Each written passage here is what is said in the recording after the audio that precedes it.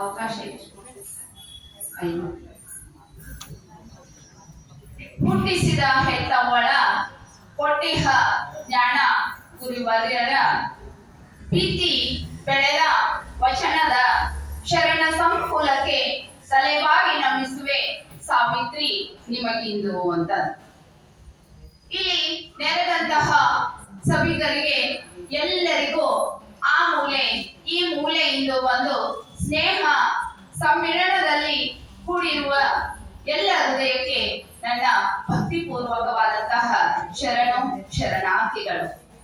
ನಾವು ನೀವುಗಳೆಲ್ಲ ಕೂಡಿಸಿದಂತಹ ಆ ಪರಮಾತ್ಮ ದಿವ್ಯ ಸ್ವರೂಪಿಯಾದಂತಹ ಬಸವಣ್ಣನ ಅಡಿಪಾದಕ್ಕೆ ಭಕ್ತಿಯ ನಮನಗಳನ್ನ ನಾನಿಂದು ಸಲ್ಲಿಸುವೆ.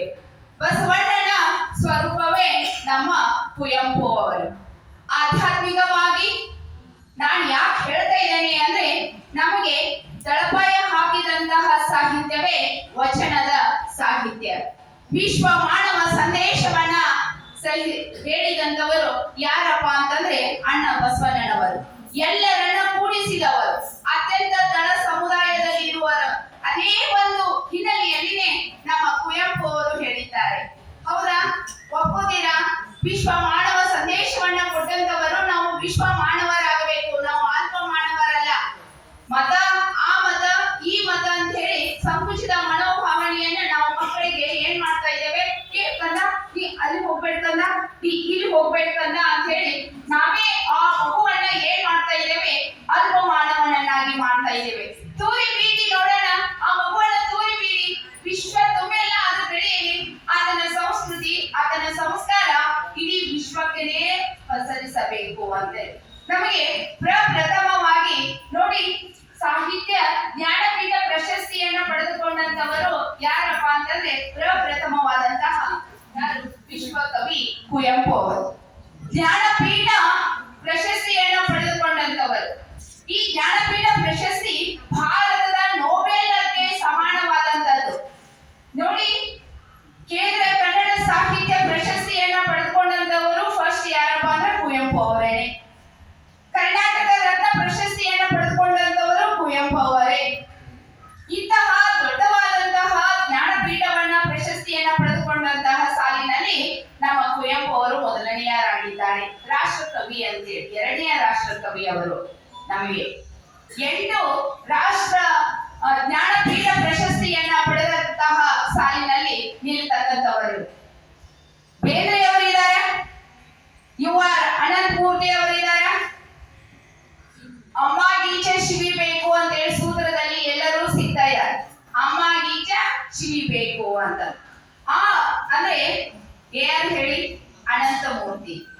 ಮಾಸ್ತಿ ವೆಂಕಟೇಶ್ ಅಯ್ಯಂಗಾರ್, ಗಿರೀಶ್ ಕಾರ್ನಾಡ್ ಹೇಳ್ರಿ. ಅಮ್ಮ ಗೀಚ ಶಿವರಾಮ್ ಕಾರಂತ, ಶಿವಿ ಬೇಕು ಬೇಂದ್ರೆಯವರು ಮತ್ತೆ ಕುವೆಂಪು ಅವರು.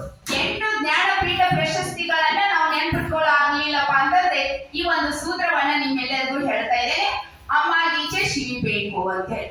ನಾನು ಜಾಸ್ತಿ ನನಗೆ ಕೊಟ್ಟಂತ ಸಮಯ 5 ನಿಮಿಷದಲ್ಲಿ ನಾನು ಏನಂತ ಹೇಳಿ ಈ 5 ನಿಮಿಷದಲ್ಲಿನೇ ನಾವೆಲ್ಲರೂ ಏನ್ ಮಾಡೋಣಪ್ಪ ಅಂತಂದ್ರೆ, ನಮ್ಮಲ್ಲಿರುವಂತಹ ಒಂದು ವಿಶಾಲ ಮನ, ಸಂಕುಚಿತ ಮನವನ್ನ ಬಿಟ್ಟು ನಾವು ವಿಶಾಲ ಮನದಿಂದ ನಾವೆಲ್ಲರೂ ಏನಾಗೋಣಪ್ಪ ಅಂತಂದ್ರೆ ವಿಶ್ವ ಮಾನವರಾಗೋಣ. ವಿಶ್ವ ಮಾನವ ಸಂದೇಶವನ್ನ ಸಾಧಿಸೋನೇ ಏನಪ್ಪಾ ಅಂತಂದ್ರೆ ನಮ್ಗೆ ಸಾಹಿತ್ಯ. ಅಂತ ಸಾಹಿತ್ಯವನ್ನ ತಂದು ಕೊಟ್ಟಂತವರು ಕುವೆಂಪು ಅವರಾಗಿದ್ದಾರೆ. ಅಲ್ಪ ಮಾನವ ನೋಡ್ರಿ, ಧರ್ಮ ಹೇಳೋದು ಎಲ್ಲರಿಗೂ ಒಂದೇನ, ಆ ಧರ್ಮ ಏನ್ ಬೇರೆ ಹೇಳ್ತದ ಇಲ್ರಿ? ಏನ್ ಹೇಳ್ತದ ಧರ್ಮ? ಏನ್ ಹೇಳ್ತದ? ಎಲ್ಲಾ ಏನಪ್ಪಾ ಅಂತಂದ್ರೆ ಭಗವದ್ಗೀತೆ ಆಗಿರ್ಬೋದು, ನಮ್ಮ ವಚನ ಸಾಹಿತ್ಯ ಆಗಿರ್ಬೋದು, ಪುರಾಣ ಆಗಿರ್ಬೋದು, ಬೈಬಲ್ ಆಗಿರ್ಬೋದು, ಹೌದಾ, ಇವೆಲ್ಲವೂ ಏನಾದ್ರು ಅಹಿಂಸೆ ಮಾಡುವಂತದ್ದು ಹೇಳ್ತವೇನ್ರಿ? ಇಲ್ಲ. ಅಲ್ಪ ಮಾನವರನ್ನಾಗಿ ಮಾಡ್ರಿ ಅಂತಂದು ಏನಾದ್ರು ಹೇಳ್ತವೇನ? ನಾವು ಕಟ್ಕೊಂಡಂತ ಈ ಒಂದು ಜಾತಿ, ಈ ಸಂಕರದಿಂದ ನಾವು ಬಿಟ್ಟು ಬನ್ನಿ, ಹೊರಗೆ ಬನ್ನಿ, ನಾವೆಲ್ಲರೂ ಮಾನವರು, ಮನುಜ ಮತ, ಈ ಮನುಜ ಮತರು, ಮಾನವ ಜಾತಿ ಒಂದೇ, ನಾವೆಲ್ಲರೂ ಒಂದೇ, ಅಲ್ಪ ಮಾನವರು ಆಗೋದು ಬೇಡ, ನಮ್ಮ ಹೃದಯ ವಿಶಾಲವಾದಂತದ್ದು ಅನ್ನುವುದನ್ನ ಹೇಳಿದಂತವರು. ಕವಿಗಳು, ವಿಮರ್ಶಕರು, ಕಾದಂಬರಿಕಾರರು ಅಷ್ಟೇ ಇದಾರ ಇವರು?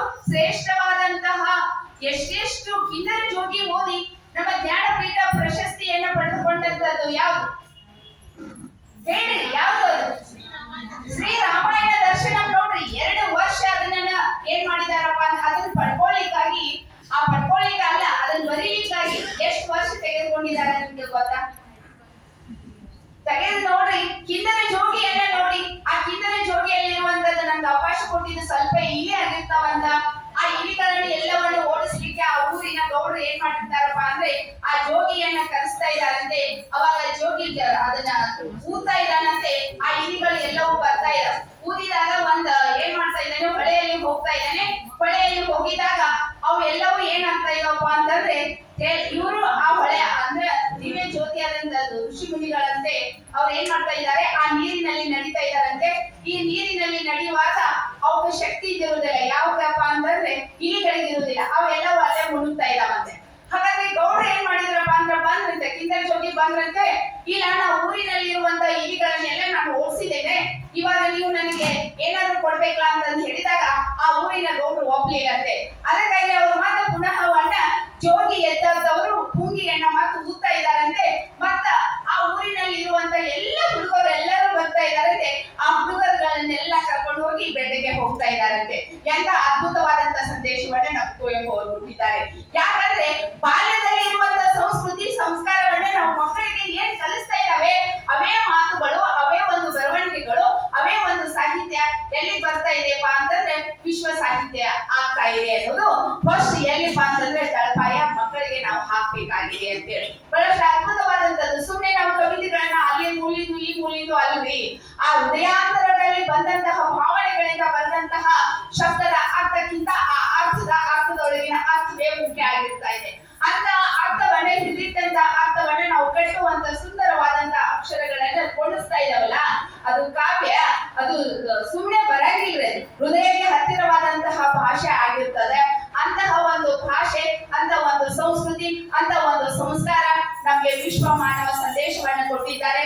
ಜಾಸ್ತಿ ಮಾತಾಡ್ಲಿಕ್ಕೆ ನನಗೆ ಸಮಯ ಅವಕಾಶ ಕೊಟ್ಟಿಲ್ಲ ಅಂತ ಹೇಳಿ ತಮ್ಮೆಲ್ಲರಿಗೆ, ನಾವು ದೂರದಿಂದ ಬಂದಿದ್ದೀವಿ, ಬೆಳಗಾವಿಯಿಂದ ಬಂದಿದ್ದೀವಿ, ಈ ಒಂದು 5 ನಿಮಿಷವನ್ನ ತೆಗೆದುಕೊಂಡು, ಅದಕ್ಕಾಗಿ ಈ 5 ನಿಮಿಷದಲ್ಲಿ ನೀವುಗಳೆಲ್ಲರೂ ವಿಶ್ವ ಮಾನವರಾಗಿ ಆ ಬೆಳಕನ್ನ ಬೆಳಗೋಣ. ಅವಕಾಶ ತುಂಬಾ ಶ್ರಮಜೀವಿಗಳು ನಮ್ಮ ಯಾರಪ್ಪ ಅಂದ್ರ ಮೇಡಮ್ ನೋಡ್ರಿ, ದಿನಾ ತಪ್ಪಲದೆ ಎಷ್ಟು ಚಂದ ಕಿದ್ಮ ಬೆಳೀತಾ ಇದೆ ನೋಡ್ರಿ. ಆ ಮೂಲೆ ಈ ಮೂಲೆಯಲ್ಲಿರುವಂತ ಸಾಹಿತ್ಯಾಭಿಮಾನಿಗಳನ್ನ ಬೆಳೆಸ್ತಾ ಇದೆಯಲ್ಲ, ಈ ಕಿದ್ಮ ಸಾಹಿತ್ಯಕ್ಕೆ, ಈ ಒಂದು ಸಂಸ್ಥೆಗೆ ನಾನು ವೈಯಕ್ತಿಕವಾಗಿ ಅವರಿಗೆ ತುಂಬ ಹೃದಯದ ಧನ್ಯವಾದಗಳನ್ನು ತಿಳಿಸ್ತಾ ಇದ್ದೇನೆ. ಇಲ್ಲಿ ನಿಂತಹ ಪ್ರತಿಭೆ ಚಿಕ್ಕದಲ್ಲ, ಅದು ದೊಡ್ಡವಾದಂತಹ ಮೂರ್ತಿ ಅದ. ನಮ್ಮೆಲ್ಲರನ್ನ ಒಂದುಗೂಡಿಸಿದಂತಹ ಪುಣ್ಯಾತ್ಮನ ಹೃದಯಕ್ಕೆ, ಇಲ್ಲಿ ನೆರೆದಂತಹ ನಿಮ್ಮೆಲ್ಲರ ಪಾದಕ್ಕೆ ಭಕ್ತಿ ಪೂರ್ವಕವಾದಂತಹ ಒಂದೆರಡು ಮಾತುಗಳನ್ನ ನಿಮಗೆ ಅರ್ಪಿಸಿದ್ದೇನೆ. ನೀವೆಲ್ಲರೂ ಶಾಂತ ಚಿತ್ತರಾಗಿ ನನ್ನ ಮಾತುಗಳನ್ನ ಕೇಳಿದ್ದೀರಿ.